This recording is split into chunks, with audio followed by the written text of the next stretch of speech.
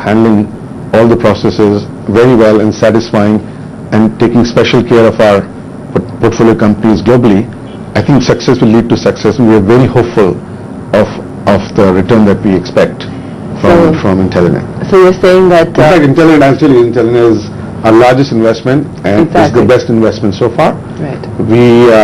In fact, just yesterday I had a potential buyer, indicating, 3 to 4x our original price. Okay, so you would say then Akhil Gupta today is a happy man. Very happy man.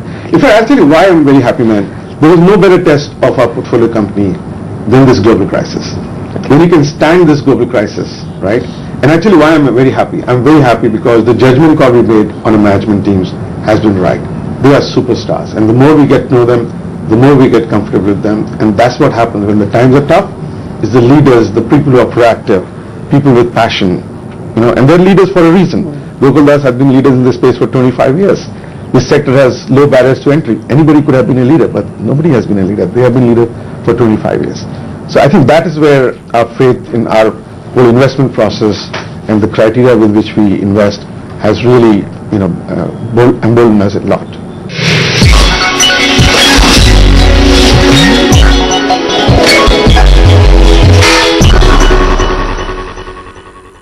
With the recent quarterly numbers, Blackstone said that they have, in fact, the most amount of available cash in history across investment platforms. Now, is that good news or bad news when it comes to India? Well, that's great news. That's great news because, clearly, one of the concerns that we had and our whole investment committee had about India was the governance. And with the return of a stable government and hopefully stable for 10 years, I think one of the key uncertainty and the key concern is kind of mitigated. So the fundamentals are in place, and clearly India and China are the two countries that will provide growth for the next 5 to 10 years. In fact, the delta will be much more between the other countries and ours for a long time.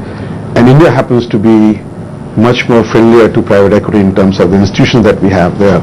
Free market institutions, we have the law of the land, the English language, the corporate governance is much better, the accounting is much better.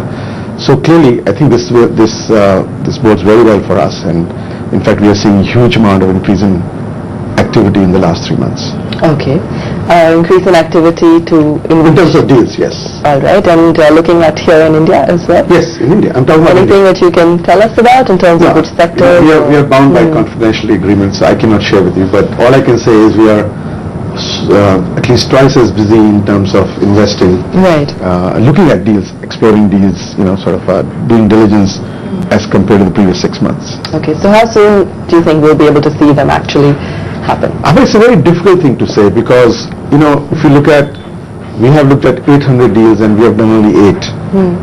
At least twice as many of those deals where we did not do it after the diligence part of it.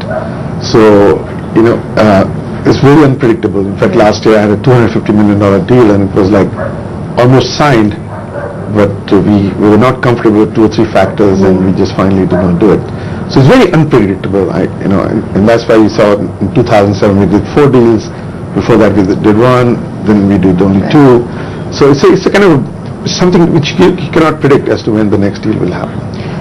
Is there any sort of concern from the global group about India, the kind of returns when they'll come in? Is there any pressure on that front? No, actually, I think the reason Blackstone came in, all the reasons are still very intact, and we came in for growth. And in fact, we've been actually pleasantly surprised because when we came in, we thought there'll be only $25 million deal. There'll be no buyouts. We have to do minority, and minority protections are less. We have to do a lot of pipes. As you look at it, our average deal size is 100 million versus 25 what we're expecting. We've done 3 buyouts out of 8, which is a great surprise even to me. And we have only, I would say only 2 pipes right now. And those pipes also we have pretty, we work very closely with the management, so we don't really feel that we are a minority investor. In fact, if you sit in the board meetings, you'll feel that we are very majority investors. We have excellent relation with our management, and in fact, they complain that we are not investing enough time with them. $1 billion, that's the target that Blackstone started off with for India. Are you en route? Firstly, it was not a target, right? And firstly, I would say we'll exceed that. Okay. Right? So we are definitely en route. In fact, we would have been ahead of that if one of our deals, $300 million deal that didn't get killed because of politics. We would have already exceeded our $1 billion. But the $1 billion was a statement, and that point of time, mind you, the $1 billion was a big number. Exactly. It was a statement saying that Blackstone has long-term ambitions for the country. We have big ambitions for the country. India is a country of great strategic importance to us, and not only it is important from investing point of view.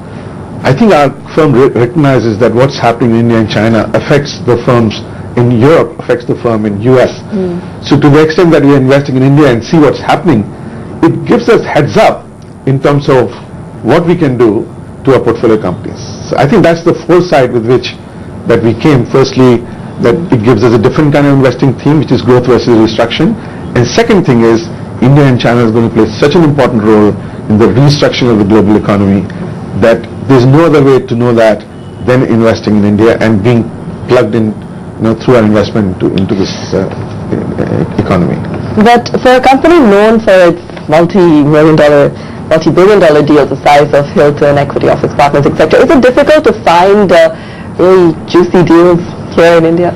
But as I mentioned to you, Abha, that we came in saying that we'll do a $25 million deal. Right. But isn't there some kind of hunger to look out for something perhaps bigger? Yes, we do. And in fact, we always, when entrepreneurs come, they say, would you be comfortable with X or 2X? Right. We all say 2X. It's the bigger the better for us. So there's no question about that.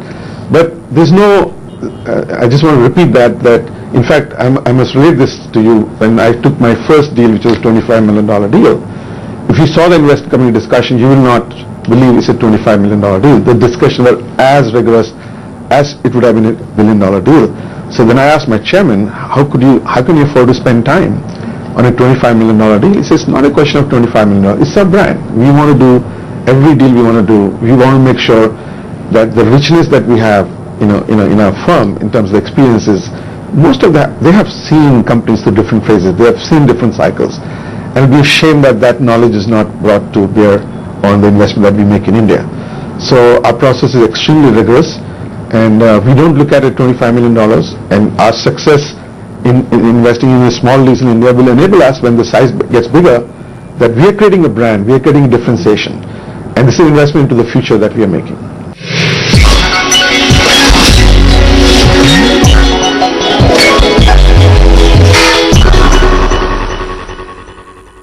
Since there hasn't been too much action given the economic downturn in the last year or so, how has